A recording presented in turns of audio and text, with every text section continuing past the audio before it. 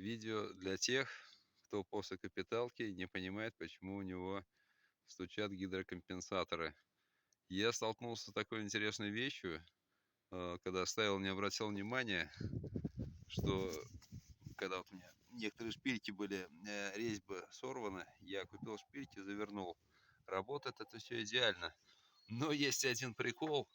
Завел машину, сначала не так ощущался, потом все сильнее и сильнее, вот на четвертом цилиндре начало молотить.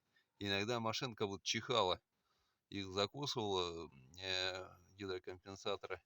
Прикол в том, что шпилька завернулась и уперлась вот в дно, и, видать, там подвыдавила, стенка тонкая была, я хотя не прям сильно так заворачивал, и вот подвыдавила чуть-чуть вот стенку у гидрокомпенсатора. Это не так сильно заметно, но чуть-чуть выдавил, и не сразу, но со временем начал закусывать гидрокомпенсатор. И этот гидрокомпенсатор, и тот, оба. Остальные легко крутятся, то есть проблем особых с этим нет. То есть они проворачиваются, проблем нет. А вот именно вот этих двух вот такой прикол. Интересно. Вот решил вот немножко наждачкой на отвертку, надевая наждачку, вот в этом месте чуть-чуть ребонькую. Не знаю, ну должно помочь, по идее. Уже вот сейчас попробовал засунуть, уже полегче.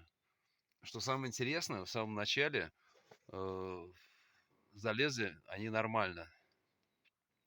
То ли в результате температурного расширения алюминия такая интересная ерунда происходит.